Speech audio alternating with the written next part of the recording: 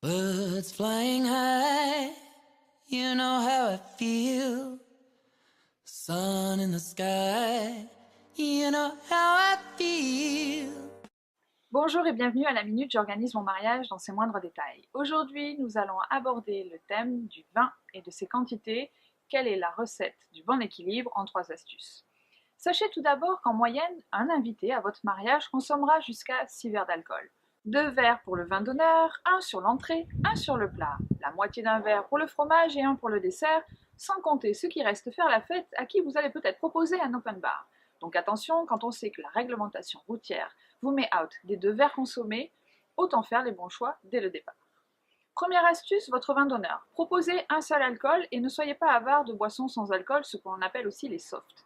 Vos invités ne sont pas dans un bar ou à une soirée étudiante, alors choisissez l'alcool pour eux, soyez certain de votre choix, ce sera le bon. Astuce numéro 2, choisissez de positionner vos bouteilles de vin sur les tables plutôt que de privilégier un service au verre. Pour cela, 2 raisons.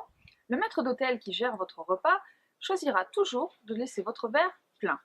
C'est une des règles de base dans l'hôtellerie-restauration.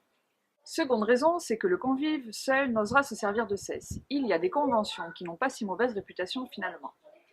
Astuce numéro 3, ne pas mélanger les alcools de grains et les alcools de feuilles. En effet, leurs puissances sont si différentes qu'il est préférable de ne pas les confronter. Vous aurez compris, choisir ces alcools est capital pour la réussite de votre mariage. Privilégiez l'accord mets-vin, mais aussi pensez à la sécurité de vos invités qui rentreront chez eux sains et saufs.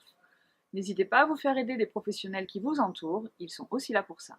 Bon préparatif et bon mariage. And I'm feeling good.